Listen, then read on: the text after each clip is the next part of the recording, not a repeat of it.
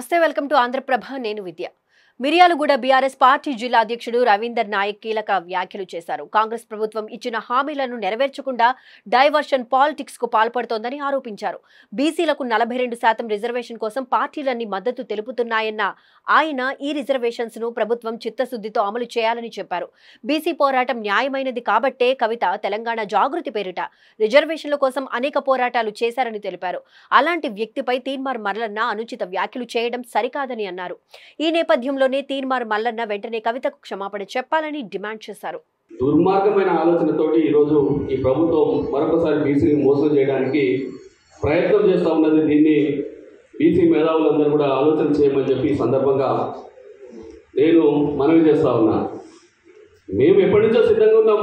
స్థానిక సంస్థలు ఎన్నికలు పెట్టండి, బీఆర్ఎస్ పార్టీగా మేము పదే కోరుతూనే ఉన్నాం. కానీ వారికి ఆ ధైర్యం చాలట్లేదు. ఎప్పుడు ఏదో ఒక నెపంతో వాయిదా వేసుకుంటూ ఈరోజు గ్రామాలలో పరిపాలన లేకుండా అసవ్యస్తంగా పరిపాలన అంతా కూడా పడకేసిన సందర్భం మనం అందరం కూడా చూస్తున్నాం.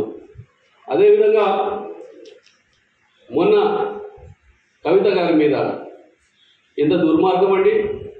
ఒక మహిళా ఎమ్మెల్సీ గారు చట్టసభలలో మరి ఎమ్మెల్సీగా ఉండే కవిత గారి మీద వారు ఒక తెలంగాణ జాగృతి పేరు మీద అనేక పోరాటాలు చేస్తారు. ఇది ఒకటే విషయం కాదు.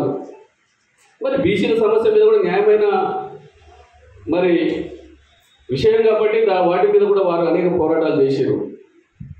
అంత మాత్రాన ఒక మహిళా ప్రజాప్రతినిధి మీద మాట్లాడిన మాటలు ఈ తెలంగాణ రాష్ట్ర మరి ఏదైతే మహిళలు ఉన్నారో వారందరూ కూడా ఆలోచన చేయాలి. అట్లా మాట్లాడవచ్చునా? అంటే బీసీ వర్గాలకు సంబంధించిన సమస్య మీద ఒక బీసీ వాళ్ళే కొట్లాడాలి, ఇతర కులాల వారు సంబంధం లేదా? అలా అనుకున్నప్పుడు అన్ని పార్టీలు కూడా మద్దతు తెలుపుతున్నది. అన్ని పార్టీలు సంఘీభావం తెలుపుతూ ఉన్నారు.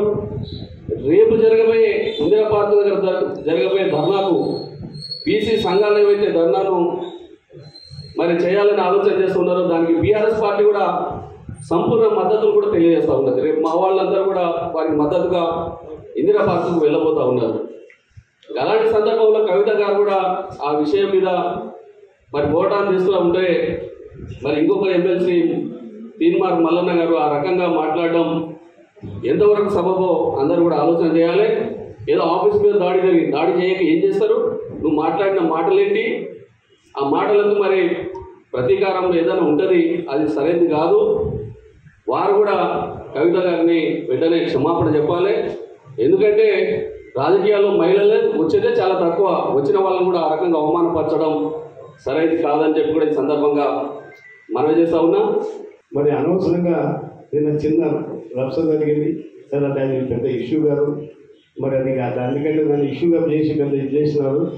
మరి ఎందుకంటే మన అందరం కూడా బీసీ రిజర్వేషన్కి అనుకూలంగా ఏ కులం ఉన్నా ఏది ఉన్నా బీసీ రిజర్వేషన్కి అసలు మొత్తం బీఆర్ఎస్ పార్టీ అనుకూలంగా ఉంటే మరి దానికి కొన్ని అవార్డు జాబులు పేరు దాన్ని ఒక ఇష్యూగా చేసినారు. అది మరి ఎవరు ఉన్నా ఏ పార్టీ ఉన్నా అట్లా మాట్లాడటం సబబు కాదని చెప్పి మరి నేను మల్లన్న గారిని ఎమ్మెల్సీ గౌరవమైన మల్లన్న ఎమ్మెల్సీ గారు కూడా మరి ఎందుకంటే అట్లా మాట్లాడటం వల్ల కిందపరచడం వల్ల మీకు వచ్చేది ఏం లేదు. ఏదైనా భూత పదం తెలంగాణ పదం చెప్పడం తప్పది. ఎందుకంటే అట్లా దాన్ని ఎమ్మటే మీరు పెద్ద మనసుతో మరి మీది ఎమ్మెల్సీ ఆమె ఎమ్మెల్సీ కవిత గారి ఎమ్మెల్సీ కాబట్టి మీరు దాంట్లో క్షమాపణ కోరి ఇద్దరు మరి ఇది చేసినందుకు స్త్రీని ఈ విధంగా అవమానించడంలో మనకి సంక్షిప్తమైన కాలం కాదు.